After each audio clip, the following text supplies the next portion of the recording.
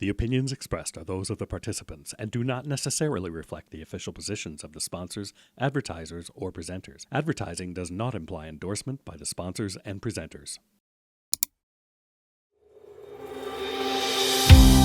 Hey guys, welcome back to the Lighting Controls Podcast. We have a fantastic episode for you today and another fantastic guest. But before we dive into the conversation, let me take a minute to remind everyone today's episode is presented by the LCA, the Lighting Controls Association. And it's financially supported by the National Association of Innovative Lighting Distributors, or NAILD. Check out our website, lightingcontrolspodcast.com. We've got all of our episodes, a news feed, a merch store, training opportunities, as well as our Council on Lighting Controls Startup and Integration. Check it all out if you haven't already. As well as huge shout out to our sponsor for this episode today, MW Connect. You may know them previously as McWong. They've rebranded as MW Connect. They're still the same company, same trusted, been in the industry for 40 years now, starting off with lighting controls and ballasts and all of that. Now they're really one of the big players in lighting controls.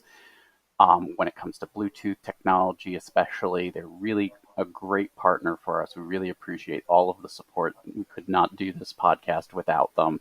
And additionally, there are just so many great resources that they provide for specifiers, installers, or whoever else is interested in lighting controls. Check them out. mwconnect.us is their website, and they are ready to help you out on your next project with award-winning technologies.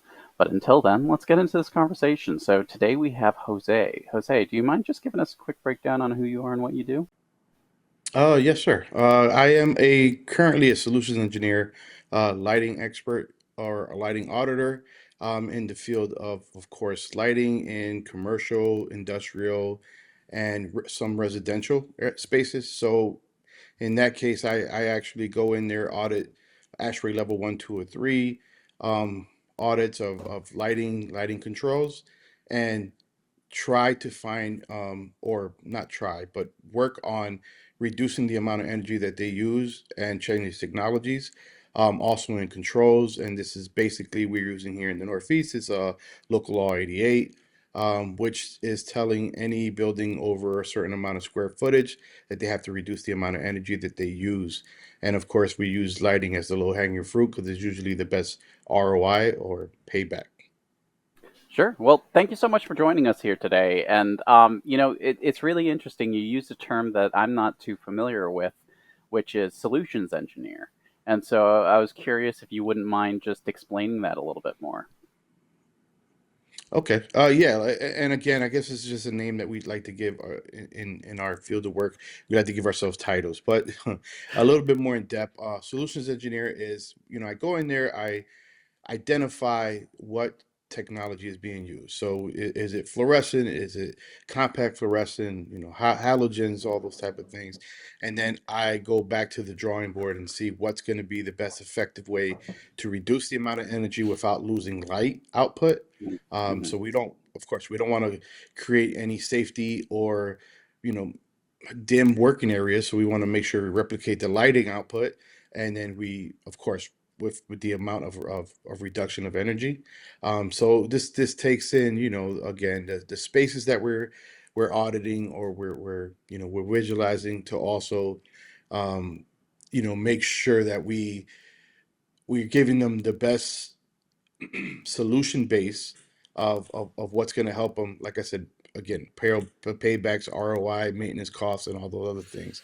But we also have to take in the fact that we have to control the situation or control the areas. So we do adhere to these local law 88, which also mirrors like a Title 24 out in California. So X amount, light fenestration or natural light and all those other factors. Yeah. So, I mean, it's really fascinating because there's so much debate right now when it comes to lighting and ROI because of the fact that there are a lot of people who feel like the LED, uh, battle has already been won. And at this point, the people who are holding out are probably never going to switch over to LEDs. And then even those groups that already have LED adoption, they're not going to get that much more by upgrading their lighting control solutions. But you just said that ROI is the greatest when it comes to lighting. And so I'm curious where that data is coming from, what you're seeing through the work that you're doing, because I would also agree with you that that lighting is a very low hanging fruit when it comes to return on an investment. Well, I guess that'd be the best, like you just said, it's the best situation now is because I've running into, like I said, I've been doing this, I mean, since 2010. So I've been running into, you know, technologies that were put in 10 years ago or, Hmm. longer than that, that is obsolete now. So Yep. you have to, number one, you do have to upgrade some of those LED technologies or lighting technologies, but also to be compatible with some of these controls with have changed. And I mean, these are big changes that and I'm not going to mention any particular company, but all companies are starting to evolve and the evolution. I mean, the evolution for like, smart cities and those type of applications don't take the same. It's not. It's again. It what was good 10 years ago is not good from right now. So yes, it might work. It might do the occupancy or the vacancy stuff, but it won't do the amount of reduction. And then we Hmm. also have all the lighting technologies are now also they're field adjustable or those type of things. So you want to take that into factor as well. And now with the big um, push on exterior and corridors, you also want them to be bi-level. So you want them to Hmm. go down a certain amount of percentage, anywhere from 20 to 50%. And then when somebody comes back into that space, they turn on. So it I get the pushback, especially when it's a cost related item. But I also always push the envelope to say, yes, you're looking at that, but look at the ROI again, not only maintenance and all those things, but you're also looking at you're going to be good for the next X amount of years versus in 5 years, you're going to have to change all the technology anyways because it's going to be obsolete. So I'm curious to sort of, go back to some of the stuff Webster said. So, there are a lot of people who maybe haven't switched over yet. And what we're finding is it's a lot of the smaller buildings, right? Smaller warehouses, under 50,000 square feet, whatever classification you want to look at, that just they haven't made the switch because they haven't really had a need to. They haven't been, there wasn't necessarily being forced to, which we're starting to see coming in certain areas, like you're mentioning the, local law 88 for you. And there are a lot of people who do feel that the upgrades have kind of run their course for LED, and we're seeing here locally the LED incentives to switch over are going away. The end of this year, a lot of those incentives are disappearing. Are you seeing that the same for you? And then what do you think is going to help drive clients' ROI if these incentives disappear? Because it seems like it is a lot of these smaller warehouses where that is the low hanging fruit to make these upgrades. Well, on the first part, yes, they're starting to disappear from the energy services or providers and stuff like that. They are completely, starting to fall by the waistline. So yes, that incentive is going to be obsolete. But for these smaller spaces, like just the other day, I went to one of these spaces that we're talking about, and we still seen T12, right? We this Yeah. dinosaurs, like most people, you'd be like, no, this will be. But what they did is that they had this little off warehouse where they had all the supply of T12s or T whatever the technology is. So now you can't buy it as prevalent as you did in the past. So what are you going to do now? Now, yeah, you're going to go. You could do a bypass option and all these other options, but usually it's not giving you the same lighting output. The space has grown or has changed. So what are you going to do? Especially if that fixture has ran its course as far as like humidity and all these other factors, right? The environmental factors. So it's like, what are you going to do now? So perfect example, like I said, this older warehouse, and now they're like, oh, we should have done it a couple years ago. And I'm like, that's fine. You're doing it now, which before these incentives run out completely. But for those people that let's say the incentive does run out, it's still a ROI. I mean, I'm my background is electrician, so I'm telling you on the maintenance costs alone, without having to buy these ballasts and those other items that you have to buy, this is going to help you in the long run. Totally. And I think, that is a really important factor to keep in mind is that like a lot of people focus on just the energy itself. And it's Yeah. not just the energy. It's the labor, it's the maintenance, it's the supplies. Yeah, okay, fine. A T12 still strikes and illuminates after years of use, but is it actually providing effective illumination in the space? And additionally, like you said, spaces expand and change over time. And so having the ability to adapt to that space is really critical. And so having somebody come in and say, okay, this is what I'm seeing, this is how you can make it better. The ROI is not just, how much power you're pulling from the utility. It is everything. And even just the comfort of the space itself, that could be a return on investment, not in a monetary sense, but in a quality sense. And so, I think looking at it from the landscape of controls, it's the same perspective, and you were saying like, yeah, okay, 10 years, 5 years, things might be obsolete. And so what are you seeing as you're upgrading these systems that seem to be the most consistent places where you're upgrading? The most consistent is I want to use, and I'm gonna use egress, but staircases or stairwells, corridors, right? Because all these places before, since there was okay, local laws in effect, but we're gonna let that, we could let that slide for now because we're more worried about egress, right? Well, Mhm. now the push is that the Department of Buildings here has completely said no. Now you have to do corridors and stairwells. So that's where I seen the uptake. Where before, like I said, I've been in this business for a while. It was like you might as well just do these because it's gonna. And they're like, no, we're good. We got the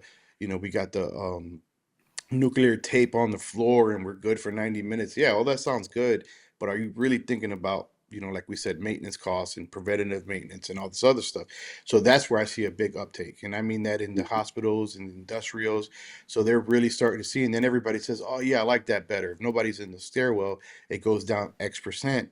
And then as soon as I walk in there, boom, it's got a motion and a sound and sonar, and boom, it turns on, and now it's fully, and then a couple minutes after nobody's there, it goes down, and I could see the savings. So those are one of the places. Also exterior, because of the push on having to be the same thing, having to have these certain percentages of reduction. So I see a lot of exterior wall packs and even parking lot fixtures and all that stuff. Yeah, and so you mentioned bi-level dimming, and so there are a lot of different ways of achieving bi-level dimming. What is the most consistent way that you're seeing with modern technology? Well, what I've seen, the most consistent is replacing the fixture in itself. So it's integrated in the fixture. It does the 20, 50%, whatever. And some are better. Some, manufacturers are better about it and give you better options or more options. But that's Mhm. what I've seen. The internal one is usually the best way of doing it. So you get rid of that older model, either fluorescent, whatever, incandescent, or older model LED, and you put this newer model LED. Now you got the lifespan 5, 10 years with most good manufacturers. So you got that part of it, and then it's internal. You don't have to worry about any, and you have the warranty issues. But I also see the other option is to get fixtures that could add the bi-level. I'm not going to mention any manufacturers, but there's certain manufacturers that all you got to do is Yeah. add this node or this piece, and it does that. Right, and so what you're saying is, excuse me, um, that the fixture itself is self-contained. It has everything you need: a motion sensor, a dimming component, controllability, and you might even be able to program it with your smartphone or with some dip switches on the side of it, which is pretty new in comparison to a lot of the fixtures you're replacing, which tend to have. They might have an integral sensor to them, or they might have a remote sensor that they're referring to, but the big difference I would say internally is that instead of you have two fluorescent lamps that are on two different circuits and they're switching on and off, and that's how you get bi-level, is by having one lamp switching off and the other lamp stays on. Now, because of the way LEDs work, you can actually just dim the LEDs. You don't have to switch anything specifically. There are still bi-level switched fixtures out there with LEDs, but for the most part, you're just changing the intensity of the fixture itself. And that can be programmable. It can be adjusted so that you're really not pulling half the power for that fixture to work. You could be pulling even less power just to give some ambient illumination in the space, which is really quite effective. And additionally, because you're upgrading from fluorescent for instance, to LED, you're saving energy. But then even further, you're saving more energy by going to a lower intensity value than you would at 50%. And one last thing is, again, you don't have the lamps and the ballasts that you need to be able to support that. So the cost has gone down, the maintenance has gone down, the serviceability of it, everything has really just dramatically improved because of this. And because it's all self-contained, you don't need to run additional controls components. But additionally, there are manufacturers out there that have that wireless connectivity so that you can add more sensors to that stairwell if it's a longer like rake or a longer corridor. You don't have to worry that that person's going to go out of sight from that sensor. You can add more sensibility in the space and still have the ability to adjust that bi-level dimming, which is really a phenomenal step in forward in progress, because a lot of people do have those bad experiences of walking into corridors or stairwells and the light's not turning on until they're halfway down the corridor or halfway up the stairs, and then finally the lights come on and they can see. So, you know, we're seeing some significant progress on this, but a lot of people still have that misconception about how this works. And so I'm curious, do you run into those people? Yes, yes, you still run into those, people playing devil's advocate that has happened to me in the past and I don't want to do it, or Mm-hmm. like you said, all those issues. But like I said, there's again, I just educate the customer or end user or whoever it is. Like, there's so many advancements. And I mean, take it from me, somebody that's been in the business since, 2010 till now. There's like, there's improvements in every aspect. And so there's, there's low cost options, there's higher cost options. It all depends on what you want. And again, we definitely want to stick to and adhere to the fact that we want to make sure that the ROI is still, achievable, or Hmm. something not too far fetched. But yeah, there's plenty of options. And then, like I said, not only options, but different manufacturers give you, so you still get that same output and maybe even a smaller fixture. So, we could always, gear to that. Yeah, it's a little patch and paint for some places, but there you go. There goes, you could save another 20% on what the fixture would have cost you, and here you are getting the same output. Out of curiosity, and this might be putting you too much on the spot here, but if you could just rattle off some numbers, I'm curious. Like, what is a typical ROI for a retrofit if you have a facility that has existing fluorescent and some minor lighting controls, and you do the full upgrade? Like, what are we looking at? Is it a 3 year, 5 year, 10 year? On a retrofit, and I'll explain why I'll say both, but on a retrofit, it's usually around 3 to 5 years, roughly, depending on how amount of fixtures and all that other stuff. What we also like to say, if we doing a replacement, right? So Hmm. retrofit versus replacement, that might be a little higher because new fixtures are a little bit more expensive, but even Sure. that's not crazy numbers. I think the highest you know doing a few of these, the highest I've seen is about 7 or 8 years.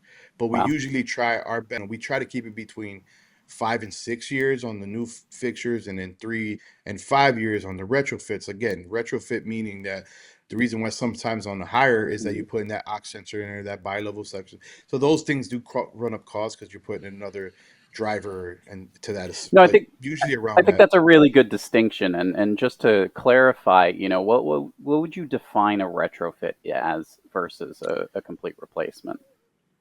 Okay, retrofit is gutting the existing body fixture, whatever it is, and putting in LED, whatever it is, strips or Sure. mat. There's all kind of different variations, but I've seen, like a good example is like a vapor pipe. You take the tubes and everything out, and now they got these kits that just either magnetize or screw onto the body of that Mm. fixture. And now you got a LED, you know, Hmm. strip in an old vapor tight case. So as long as it's still intact, right? So that's what I've seen, or drum fixtures and all that. So I've seen that you could just gut everything out, completely take it out, wire, that driver to the whatever the 122, so whatever that is, and boom, now you got a whole retrofit. So versus to completely taking that fixture down and doing a one-on-one replacement. So when you get into these retrofit applications and you're doing that, are you adding controls to these projects as well, or is it strictly just the retrofit to, convert to LED? 85 to 90% we're adding controls. And we're educating the customer to add controls because, again, X amount of years ago, it was okay just to do the LED here in the Yeah. Northeast. Now they're telling you, well, you better do not you better, but you should do it before you get penalized. As 2025 starts to creep around the corner, you're going to get penalized if you haven't done the control. So we coach them along, and I think that's starting to change. I mean, now, especially with 2025 around the corner, that's close to 95% because people are getting educated. People are starting to see the warning signs, and they're also starting to Yeah. see the penalties. Those Yeah. started to come out, I think, about 3 to 6 months ago, and people are starting to see that. Yeah. All right. So now to follow up that, what are you seeing more as far as controls? Are you doing centralized systems, distributed? So you're doing luminaire level lighting control, or just simple distributed systems where you're still just taking over existing, this zone, that zone? What are you guys seeing the most of for your clients? Well, we see a combination depending on the industry, right? But Yeah. but if you want to say, like, if you want to lean toward, I want to see um zoning more in universities, hospitals, that type of stuff. But on the residential side, just more centralized, or if they had something in place, um, especially like office spaces, you got the conference rooms and stuff like that. If they have something in place, as long as it's not too old, they're not really asking to change it. But if they are, you kind of got to use that same technology and just upgrade it. You see that a little bit more rare, but again, that happens as well. But like I said, we're trying to get, more granular, but it's like I said, it all depends on the industry. Like I said, universities and hospitals are one of the most, because of the different, traffic that they get, they have to have, or adhere to certain different aspects. No, but I mean, these are really great distinctions because this is so just on topic with everything else we've discussed on this podcast Yeah. before, which is that education is so important, and to have people, instead of just saying, here's your solution, I know everything there is to know about your project, and you just need to rely on me.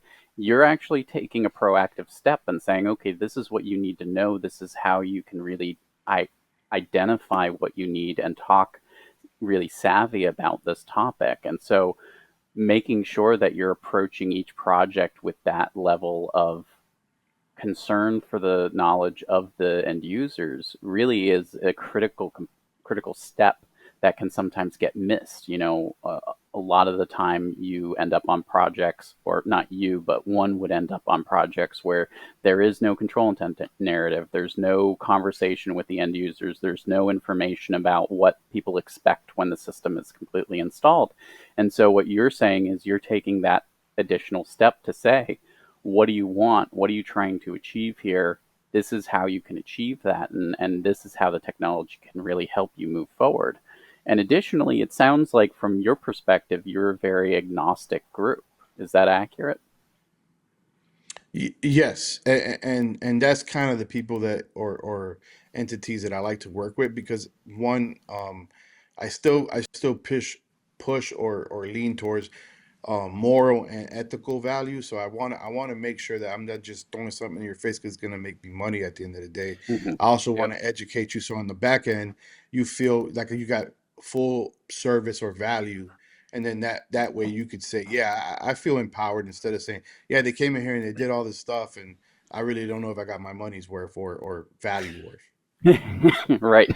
And so I think that is really critical, and that is the unfortunate element that seems to be missing from a lot of projects right now when it comes to lighting controls, is that layer of education and Mm. information, so that the not only are the end users able to use the system, but able to understand and appreciate the benefits of the systems that they have. Because code requires a lot of things, people say, well, you have to have this, and there's no question about it. Right. But taking that extra time, taking that extra effort really does pay back. And so I'm curious, with some of these projects that you have, what is the end result? How do the end users view your projects?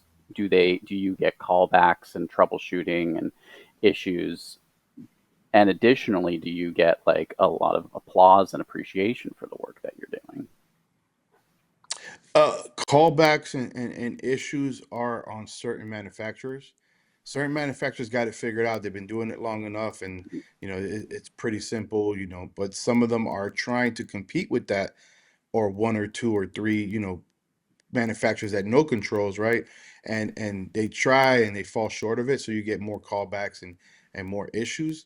But for the most part, the end result, you're getting praises because they're like, yes, 10, 15, whatever years ago, this is what, yeah, I've had issues, but not actually worked like I wanted. It actually worked better than I thought.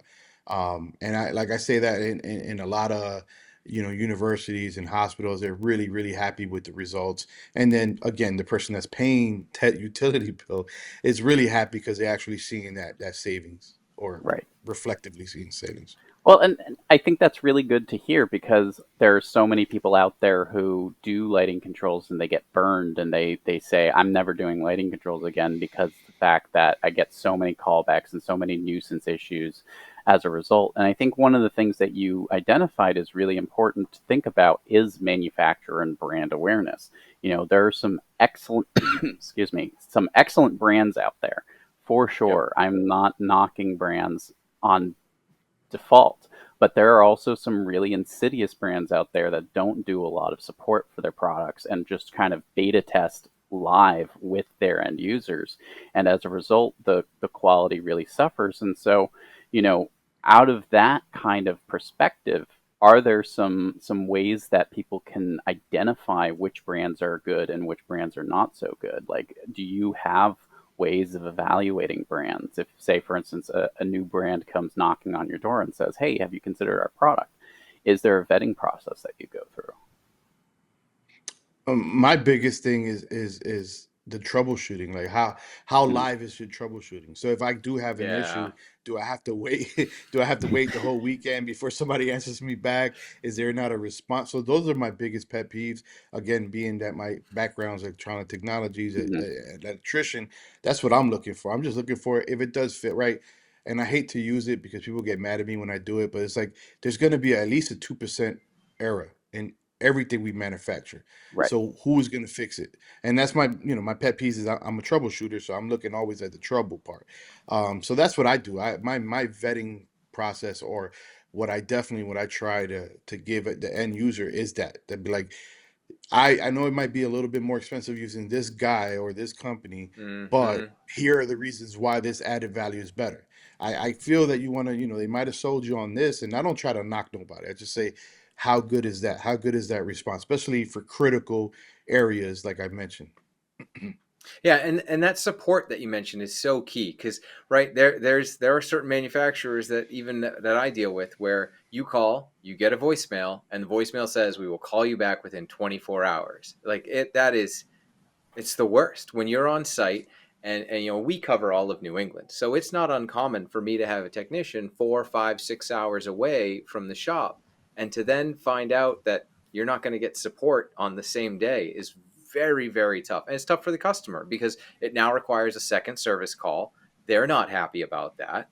Is this still in warranty? Is it not in warranty? And when you have issues like that with fixtures and manufacturers, it unfortunately makes us all look bad, right? It never falls back directly to the manufacturer. Sometimes it does. So you have some clients who are very understanding, but most clients, they look at you first because you sold them that equipment, right? And then so that can be a difficult thing and a difficult conversation to have. So, like Webster said, do you guys put some time into vetting products before you put them on site, or how do you deal with those sort of things when they do come up? Yes, we do put a lot of effort into it, and certain manufacturers, we like to go on site training, cross training, ship me your product, let me try it at home type of thing, so because, if again, if I'm going to get pushback, I'm going to try it myself and then let you know, hey, I tried it. I didn't get those issues, so let's see what's the end user doing that we keep continue to get these issues. But for the most part, that's what my vetting purpose is. I got to touch it, feel it, to see what's going on. And not that I don't trust you. I'm just saying, like, okay, I want to see when it fails. Is it because of this or is it because of that? So, a lot of those. But I've noticed that the newer technologies that are using more Bluetooth are where you get more of the issues versus to some of the stuff that's using older, more reliable technologies. So that is one of the biggest issues I see when it comes to controls. And I don't, like I said, again, I don't just force somebody to do something. I just tell them at the end of the day, how critical is this to you? Are you okay with the hiccups every so often and you have to reset and do all this stuff? Or do you need something to work on demand every time you go to use it and very rarely go out? So, Yeah, I mean, these are really good, and hopefully our listeners are taking note here, because everybody has their own vetting process. Everybody has their Hmm. own way of evaluating product and capability. But I think, again, just going back to that support line, I think that is really a critical element, and something that I will definitely take note of when I'm dealing with product is, like, how responsive are they to answering questions? How responsive are they to helping find solutions? How quickly does it take to get from "I don't know" to "here's your answer"? Because one of the things that I love to do when I'm dealing with, like, a salesperson is I'll play in my head "stump the rep," and I'll try asking the questions until I get to the point where they say "I don't know," and then I will see what they do when they say "I don't know." Because that is really one of the telling elements is, okay, I don't know the answer to that. Let me get you an answer, is a really great response. I don't know, and I'm never going to be able to tell you the answer to that, is a terrible response. And like, it's like there's really important, like, points of assessing how a manufacturer can pivot with new data. And I agree with you that 2% out of all products is probably going to be faulty. I mean, there's some brands out there that have even greater failure rates than that, and there are some manufacturers out there that have less failure rates than that. That's not to say, though, that they have 0%. There is no such thing as a 0% failure rate from production.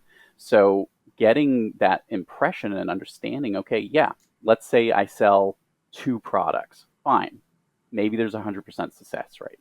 But if I sell 1,000 products on a project, there's probably going to be a handful of those that need to be troubleshoot and worked through and assessed and maybe even replaced.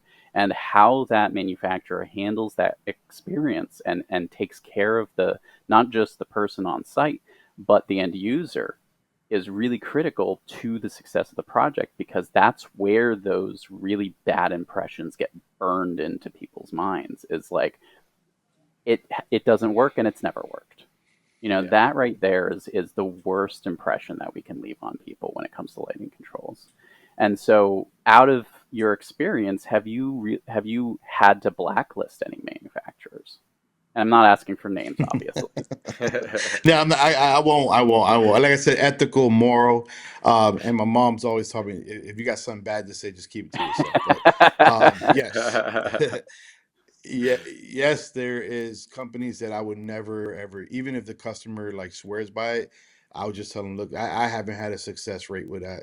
And again, that's kind of why I'm leaning towards more of consult. I want to go to more of the consultant side than to actually, because I unfortunately, right, when you work in this space, you got people that, no, you have to use this, or this is what, and Right. it's like I've Well, I've had bad, you know. follow-up question to that.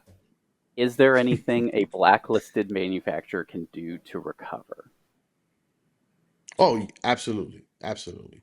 And Like you what said, would I that have be? my list. Okay, so I have my list of things that I say this is what I've had the most issues with. Show me where I'm not going to have these issues again.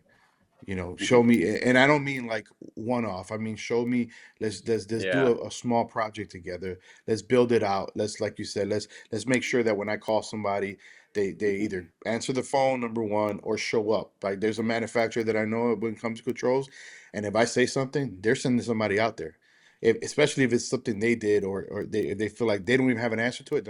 The next day, I'm getting some kind of rep is Wow, coming out there and it's like, let's see what's wrong with this, that's right? great. But and then there's some that's like, no, you're doing something wrong, and it's like, I can't. So yes, they could recover if they could show improve, and I don't mean that in a sense, like, I mean, showing proof, because at the end of the day, I gotta deliver this to a customer, and I gotta make them feel confident.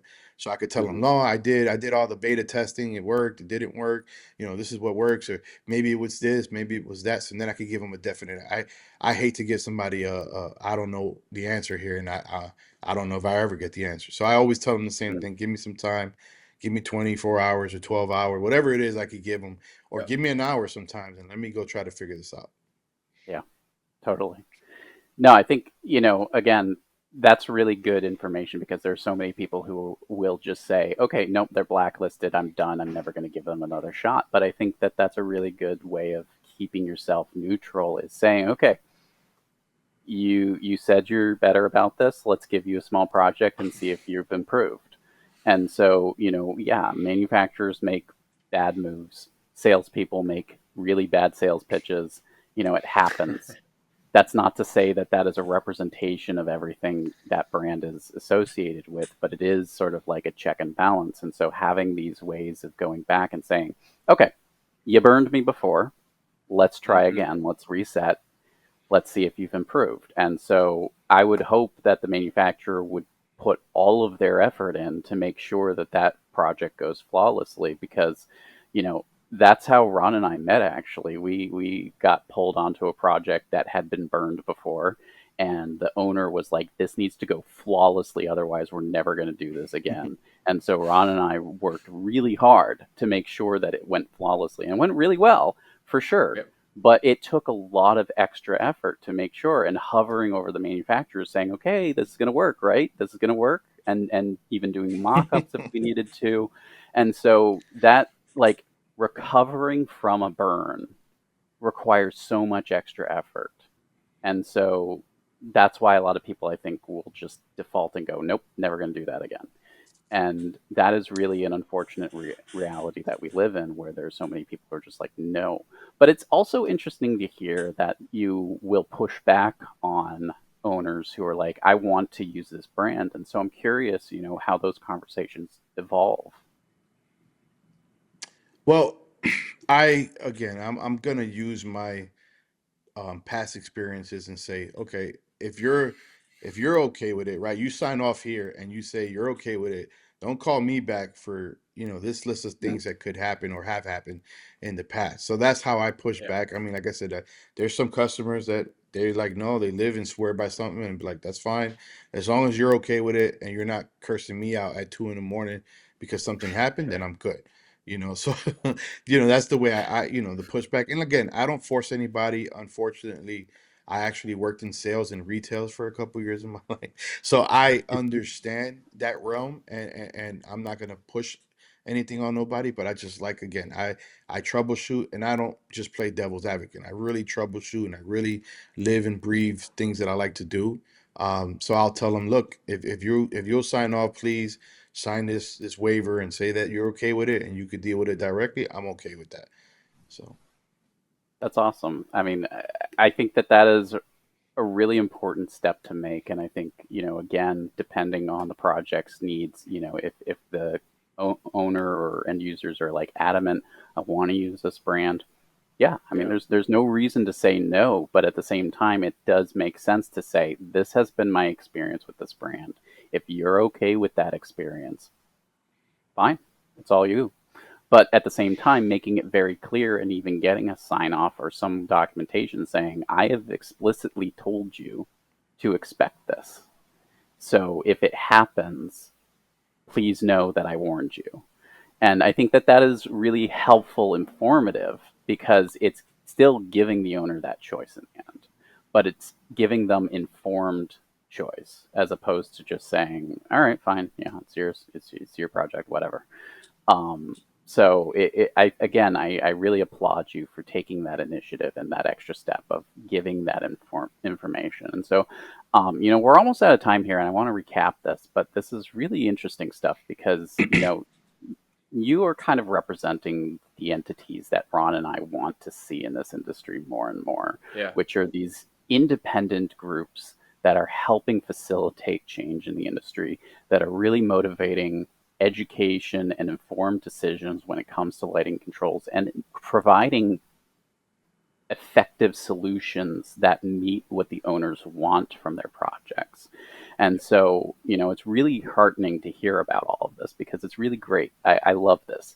So ultimately, I mean, you're an solutions engineer, which is somebody who really makes sure that what you're providing as a solution is engineered and designed to the purpose of whatever it is, whether it's a retrofit, a full replacement, brand new construction, whatever it is, you're providing a solution that is tailored to what people need for their place. And you're seeing that when it comes to, excuse me, when it comes to lighting and lighting controls, the ROI is still there. A lot of naysayers, a lot of arguments are being made when it comes to, well, there's not much left for the ROI when it comes to upgrading to LEDs. And that's not true. Again, you're running into T12 still, which is ridiculous. I mean, that is so old. And yet I believe it because I see it all the time. And so people who want to improve their space, upgrade their lighting, upgrade their control solutions, really still have this low-hanging fruit when it comes to options. And you're saying that whenever you go in and retrofit, even if you're just swapping lamps out, you're still adding controls to those systems. And that is improving the solution itself, the ROI, the longevity, the maintenance, everything. And so yes, there are laws and codes that are coming out saying you must do this, but it still is important to educate the people why it's helpful to their project, how to use their technology, what the technology is giving them as a benefit, so that when they occupy those spaces again, they really have a full appreciation for all the technology they just paid for. Because otherwise, they're just walking in cold and going, okay, I paid, $100,000 for what? And so, having those conversations really helps create that positive end result. And so people don't come back and say, I hate this system, I never want to work with you again. It's, I love this system. I really appreciate all the work that you did and all of the assistance you gave me and all the education you gave me. And so you're really seeing the positive results of just taking that extra effort. It does take time. It takes labor. It takes, real thoughtfulness to get to that point. But the ROI for you is really, it exists. It exists to take that time. And so, hopefully our listeners are paying attention and saying, okay, yeah, taking that extra little effort to just talk with the people who are going to use these spaces really does pay back. It's worth it in the end. And so that's the takeaway I'm taking from this conversation. And I really appreciate all this information. And again, I recognize you were saying off the top of your head, but I would imagine that this is not too far off. You're saying, retrofits, we're looking at a 3 to 5 year ROI, full replacements, sometimes up to 8 years, but no more. I mean, that's great. That's phenomenal. And the fact that that still can be achievable with modern systems when you're upgrading old systems, that's fantastic. And so, I would push back on the naysayers and the Luddites who are saying it's gone, we're done, we're at the end of this chain. We're not done. There's still so much that we can do.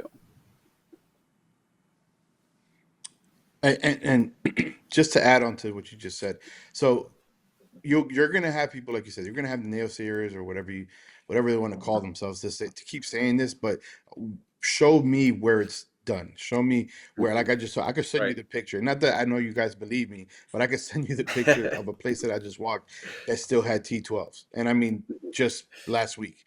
And what I'm saying is that most of these spaces are ignored, and a lot of these spaces are like mechanical spaces, warehouses. So there's still buildings that are not being or. But to me, it's like, if that's the case, if it is done and why are companies investing or continue to invest in Right. nicer, faster, more efficient technologies if it's completely done? There's no way that I'm going to invest a couple $100 million with some of these bigger companies to continue to Right. go down this road. So I don't know what that is or who is it that's pushing that, but no, I see it. I'm out there. And again, not everybody thinks the way I think or tries to think the way I Mhm. think. A lot of people are in here for the money. I again, I was born April 23rd, so Earth Day's always comes around my birthday. So I know it sounds cliche and corny and nerdy, but I've always wanted to say, can I help remove my carbon footprint, and how do I Hmm. do that? So since Hmm. I went down this road, it's like I live and breathe this stuff. So anything that I build, I do building in my house. I mean, we build homes and stuff like that with my team. Anything we do, they always call me and say, Jose, what are we going to do here? And that's why, because they know that I care, and then I'm always looking at how do we help remove our carbon footprint. So that's just Oh, my case. I mean, again, we there's a lot of damage already done. How much more can we save? That's why I do it. Yep. No, Jose, man, thank you so much. It's a great conversation. I gotta tell you, man, you and I, we are cut from the same cloth. My birthday is April 18th, so we are real Okay. close. But I gotta tell you, like I feel the same way with my customers. Like I could sell them any product, right? And it's we don't sell them the product that necessarily is going to make us the most profit. Not 99 times out of 100. I'm not even looking at what product is going to make the most profit. I'm looking at what is right for them, for their application, what is best for what they need, what they want to do, right? Because the customer experience, and this is what, unfortunately, some of these guys, some of these companies don't get, is that if you take care of your customers, they will take care of you. And that comes back tenfold, right? If you just take the time to take care of your customers, it will absolutely repay you the dividends that you will never get by just being the guy who goes in and sells them the thing that makes you the most money and run out the door. Like, so man, really, I applaud that. We are the exact same way. So absolutely great job. Don't listen to the noise. There's still plenty of money out there, except for the T12s. Those are kind of noisy. So those you'll still hear when you're out there. But aside from that, there's still a lot to do. And as we see more and more incentives for control start to come out, and more of these, what you're seeing with local law 88 and Title 24 and controls being sort of forced, as we get to that point, we're going to see more and more systems need to be upgraded. And so it's companies like you are just going to get busier and busier and busier. So thank you so much for your time today. We really, really appreciate you coming on. No problem, man. Awesome. All right. I will close us out and remind everyone today's episode is presented by the LCA, the Lighting Controls Association. and it's financially supported by the National Association of Innovative Lighting Distributors, or NAILD. Check out our website, lightingcontrolspodcast.com. We've got all of our episodes, a news feed, a merch store, training opportunities, as well as our Council on Lighting Control Startup and Integration. And additionally, big shout out to our sponsor for this episode, MW Connect. You might know them as McWong, but they have rebranded as MW Connect. You can check them out, mwconnect.us. They are excellent when it comes to support. You should definitely check them out if you're unfamiliar with them. They are across the globe, but they do have locations within the U.S. They've been a trusted partner for over 40 years now. They really know their stuff. They want to make sure that projects are successful. So they are really at the ready to support your next project. Check them out, mwconnect.us. But until then, thank you so much for joining us. And Jose, again, thank you for being here. It was a great conversation.